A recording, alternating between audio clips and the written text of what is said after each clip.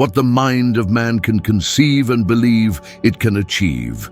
But here's the hard truth. You'll never achieve success remaining the person you are today. Seem unfair, sound excessive, perhaps even absurd. That's precisely what separates those who conquer from scratch from those who spend their lives merely dreaming. Who you become matters far more than what you do. This is perhaps the harshest yet most liberating truth Napoleon Hill left us. Most people believe success will arrive when they accomplish something grand, have a brilliant idea, or finally snag the perfect opportunity. But the reality is quite different. Success isn't in circumstances, it's in identity. It's how you think, how you see yourself, and how you act every day that dictates what you attract into your life. Think about it. How many times have you wondered why some people seem to have a magnet for opportunities? They enter a room, and suddenly everyone wants to be near them, work with them, offer them something. It's not luck, it's not chance, it's not destiny. It's the result of quiet, internal work done daily. These individuals decided to become someone before any external recognition. A striking example is Edwin C. Barnes, an ordinary man who dared to dream of becoming a partner of Thomas Edison. He had no money, no connections, and not even relevant experience. What he possessed was an unwavering belief that he was already worthy of that position, so much so that when he stood before Edison, he didn't ask to be hired as an employee, but presented himself as someone who wanted to be a partner. Consider the audacity, an unknown, offering nothing but determination, declaring he would become a partner to the greatest inventor of his time. And what happened? Edison didn't immediately take him on, but neither did he dismiss him. He gave him menial work, the kind that would make most people give up. But Barnes behaved, thought, and worked as if he were already a partner. He knew he first needed to transform into the person capable of deserving that position before reaping the rewards. How many times, faced with a seemingly small or insignificant task, have you caught yourself thinking, "This isn't worth it, I deserve better"? That's precisely when many sabotage themselves. Because success doesn't begin on the grand stage. It begins backstage, when no one's watching, when only you know who you're truly becoming. And here's a crucial point. Psychological research shows that our identity directly shapes our actions. That is, if you see yourself as incapable, insecure, undisciplined, all your choices will unconsciously confirm this. Each decision, however small, is like a brushstroke on a canvas. In the end, you'll have a work of art that can be a masterpiece, or just a blurry image that doesn't represent who you wanted to be. Be honest, when you look at your life today, do you feel you're creating a picture worthy of admiration, or do you see that life has painted you without direction or intention? This reflection will separate your future. But if you view yourself as determined, worthy of prosperity, someone who doesn't accept mediocrity, your actions will reflect that vision. This is why Napoleon Hill said, "You'll never achieve success remaining the same person you are today." You must first transform internally for the world to reflect that transformation externally. Now, pause and consider, who are you becoming? Are your daily choices shaping the identity of someone who attracts success or someone who only dreams of it? Because ultimately, it's not about waiting for life to change. It's about deciding to become the person capable of attracting the life you desire. And that decision begins now, the moment you choose to continue being who you've always been, or to become someone who finally deserves the success you so crave. How many times have you told yourself, "I want to be successful"? And how many times has that phrase remained unfocused, directionless, unclear? The problem with speaking of success generically is that it never arrives because you don't know where you're going. It's like wanting to travel without choosing a destination. You can wander in circles for years and never reach anywhere. Napoleon Hill observed that all the great men he studied had something in common. They knew exactly what they wanted, wrote down their goals, visualized their results, and put each step on paper. They didn't let life decide for them. They took control. Henry Ford is a classic example. Before revolutionizing the automotive industry, he failed more than once. His first companies went bankrupt, but he had a clear vision. He wanted to build an affordable car for the masses. While everyone believed a car was a luxury item, he envisioned a future where any worker could own one. This clarity of purpose guided every decision, even in the face of defeat. And here's the big lesson. It's not enough to have a desire. You need to transform that desire into a specific, detailed goal, impossible to confuse with a vague dream. And science proves this. A study by the Dominican University of California showed that people who write down their goals and track them regularly have 42% more chance of achieving them than those who merely keep their desires in their minds. This means that if you only think, "I want to change my life," you'll probably stay in the same place. But if you define exactly what you want, when you'll achieve it, and what you need to do to get there, you're already far ahead of most people. Now consider this. When you say, "I want to be rich," what does that mean? For some, it might be earning $10,000 a month. For others, it might be building a multi-million-dollar fortune. And for others still, it might mean having financial freedom to not depend on a job. If you don't clearly define what being rich means to you, how will you know when you've achieved it? Lack of clarity is the greatest enemy of progress. Goals are like coordinates on a map. If you put only, "I want to travel" into your GPS, it won't take you anywhere.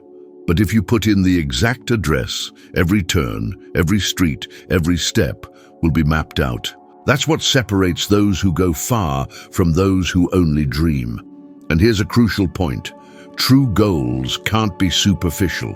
They need to be connected to what you truly value. If you set a goal just because you saw someone achieve it and thought it was interesting, you'll hardly have the energy to persist when difficulties arise. The secret is to connect your goal to your deepest purpose. For example, instead of just saying, "I want to open a business," ask yourself, why? Is it to give your family a better life? To help other people with your product or service? To prove to yourself that you're capable? When the goal connects with something bigger, it ceases to be just a number or a desire and transforms into fuel. And here's a challenge. Do you have a written, clear, measurable goal with a deadline for the next 30 days? If not, the probability of you continuing to live on autopilot is enormous. So accept a challenge now. Write down a specific goal for next month, something measurable that you can track and that will truly take you out of your comfort zone. It could be saving a certain amount of money, reading a book a week, starting a project you've been putting off for months. What matters is that you define it clearly and commit to achieving it. Because the truth is simple. Those who don't know what they want end up living out other people's plans. Just imagine 2 whole decades investing energy, time, and effort without any guarantee of return. Most would have given up at the beginning, but Hill saw in that proposition a chance to transform his own life. And if you don't define your own destiny, the world will define it for you, and it will almost never be in your favor. Life will test you. There's no doubt about that. But it's in these tests that those truly prepared for success are revealed. The big question isn't how many times you fall, but how many times you're able to get back up. Failure, contrary to what most believe, is not the opposite of success. It's part of the process, an inevitable ingredient of the journey. Each fall carries a lesson. Each obstacle is laden with hidden opportunities that only those with the courage to rise again can see. Napoleon Hill experienced this firsthand. When he was still young, he received from Andrew Carnegie, one of the wealthiest men of his time, A seemingly absurd proposition to dedicate more than 20 years of his life to studying the principles of success, interviewing hundreds of people without receiving a single cent in return. He accepted, even in the face of the financial difficulties he was facing, and it was precisely this choice that gave rise to the legacy that still influences millions of people around the world. And here I ask you, how many times have you given up halfway because it seemed too difficult? How many times have you looked at a failure and interpreted it as the end of the line, when in fact it was just a detour that could have led you to something greater? Think carefully. What if that difficulty you face now is not a sign that you should stop, but a test to prove if you're truly ready for the next level? Statistics show that about 60% of entrepreneurs fail in their first 3 years of business. But the most impressive fact is that, among those who persist, a significant portion return with much stronger companies precisely because they learned from their initial mistakes. Failure is like forced training. It shapes your resilience, expands your vision, and strengthens your confidence. It's what differentiates those who remain small from those who achieve great results. History also gives us clear examples. Abraham Lincoln lost several elections, faced personal crises, went through bankruptcies, and still didn't give up. He kept getting up until he finally became President of the United States, leaving one of the most powerful legacies in political history. If he had stopped after his first defeats, the world would never have known the strength of his leadership. What you need to understand is that every fall is temporary, but giving up makes it permanent. The difference between those who win and those who fail forever is not in never falling, but in deciding to get up every time. With each obstacle overcome, you build a stronger version of yourself. It's as if life is asking, do you really want this? Are you willing to pay the price? So instead of asking, why is this happening to me? The right question is, what is this teaching me? This change in mentality transforms pain into fuel. Transforming setbacks into even stronger returns is the ability that separates dreamers from achievers. The truth is that there is no success without scars. And perhaps the difficulties you face now are precisely the necessary tests for you to become worthy of the life you desire. Therefore, don't allow yourself to stop. Get up, even if it hurts, even if it seems impossible. Every step taken after a failure is one more step toward the success you've always dreamed of. The greatest enemy of success is not failure, it's doubt. Failure is just an event, something that happens and passes. But doubt is silent, corrosive, and constant. It settles in the mind and paralyzes any attempt to move forward. How many times have you stopped yourself from trying something new because you felt unprepared, lacked talent, or feared failure? That inner voice that insists you're not capable is the real culprit holding you back from the results you crave. Napoleon Hill famously said, "Before the world believes in you, you must believe in yourself." And that might be the most powerful key of all. Self-confidence is an invisible force that opens doors, attracts opportunities, and influences those around you without uttering a single word. Think of someone you've met whose mere presence exuded confidence. Their walk, their gaze, their demeanor. That energy is magnetic, it's infectious, and compels others to follow, support, or trust them. The good news is, this isn't a gift reserved for a select few. It's a skill anyone can cultivate. Now, consider the opportunities you've passed up because you felt unprepared. How many of those chances could have changed your life if you'd simply taken a leap of faith? It's ironic. Many people wait for proof before believing in themselves, but the order is reversed. You believe first, then you act, and only then do the results materialize. This simple perspective reversal changes everything. Ask yourself, if you don't believe in yourself, why should anyone else? If you don't see yourself as capable, how do you expect the world to open its doors to you? The confidence you project is a reflection of the confidence you cultivate internally. Every prominent figure Napoleon Hill studied, without exception, started by believing before any external evidence appeared. Of course, believing in yourself doesn't eliminate fear. Fear will still be there. But confidence prevents fear from dictating your actions. It transforms fear into fuel. Instead of thinking, "What if I fail?" the mindset shifts to, "What if I succeed?" When you choose to believe in yourself even without proof, the world responds differently, because people naturally gravitate toward those who carry that energy. True success isn't owned by talent, luck, or even intelligence. Success belongs to discipline. Discipline separates dreamers from achievers. It ensures consistency when excitement fades. It maintains momentum even on days you wake up feeling unmotivated. Most people wait for motivation, believing they'll only act when that spark of inspiration ignites. But motivation is fickle. It comes and goes like the wind. If you rely on it, you'll be trapped in cycles of enthusiasm, followed by prolonged periods of stagnation. Discipline is doing what needs to be done, even when you don't feel like it. It's waking up early when your body begs to sleep in.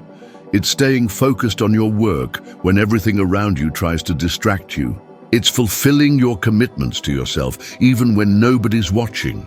Think of Olympic athletes. They don't train only on days they feel energized. They train every day, rain or shine, motivated or not. That's the difference between those who achieve extraordinary things and those who remain stuck in mediocrity. Napoleon Hill said discipline is the bridge between dreams and results. He couldn't have been more right. You can have the best ideas in the world, even abundant resources, but without discipline, nothing sustains itself. How many people do you know who started projects with boundless energy, only to abandon them halfway through? That's the reality for 92% of people who make New Year's resolutions, according to the American Psychological Association. They start enthusiastically, but quit because they never learned self-discipline. Only 8% actually keep their commitments, not because they're special, but because they've cultivated the habit of acting regardless of how they feel. Here's the crucial point. Discipline isn't born fully formed. It's built through small victories. It's like a muscle, growing stronger with repetition and consistency. It starts when you decide to wake up at the time you promised yourself, even if it's hard. When you complete a workout, even without wanting to. When you deliver a task on time, even if you're not in the mood. Each small act of discipline reinforces your identity as someone who keeps their promises. This identity grows stronger until disciplined action becomes second nature. Now consider this. How many opportunities have you missed because you lacked the discipline to persevere? How many times did you abandon a plan because you didn't see quick results? Discipline is patient. It understands that growth is invisible at first, but inevitable for those who endure. Every day you stick to your small routines, even if they seem insignificant, you're accumulating a silent power that will eventually explode into results. Ultimately, discipline ensures you reach your destination while others fall by the wayside. Don't wait for the perfect moment. It will never arrive. Don't wait for motivation. It will betray you. What you need is to decide right now, to act even when you don't feel like it. This is the true mark of those who succeed.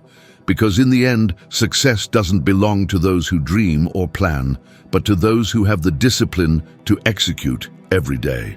Napoleon Hill didn't just study great leaders. He applied every lesson he learned. That's how he built his legacy. He understood early on that if he only collected stories without extracting applicable principles, his life would be no different from anyone else's. Therefore, he became a lifelong learner, always willing to question his beliefs and adopt new ideas when they brought him closer to his goals. Think about yourself. What have you learned in the past few months that has truly changed your actions? Or are you simply consuming content, accumulating information, but living the same way as always? True learning is uncomfortable because it forces you to change behaviors, abandon certainties, and leave behind what no longer serves you. And it's precisely this discomfort that creates space for growth. It's like sharpening a blade. If you don't sharpen it, it loses its edge and becomes useless. Similarly, a mind that isn't constantly challenged and trained becomes lazy, unable to cope with life's new problems. Have you noticed how some people seem to freeze in the face of change? This happens because they've never prepared themselves to handle the unknown. Meanwhile, those who cultivate the habit of learning and adapting see change not as a threat, but as an opportunity. The world will keep changing with or without you. The question is, will you keep pace with this movement, or will you remain stuck in the past? The choice to keep growing is a daily one. It's about deciding to expose yourself to new ideas, seek new knowledge, apply it to your daily life, and be open to adjusting your course whenever necessary. Because in the end, success belongs to those who never stop learning and never fear adapting. Success isn't something you chase. It's something you attract when you become the right person to receive it. No matter where you start, what truly changes your life is who you decide to become each day, through discipline, clarity, self-confidence, and the ability to learn and adapt. That's the true secret Napoleon Hill left us, and it's this same secret that can begin to reshape the course of your story from now on. I want to thank you for joining me on this journey, and I invite you to continue because the next video appearing on your screen will be your next step in evolution. And I'll be there waiting for you, so we can take another step together on this path towards an extraordinary life, making you 1% better than you are today.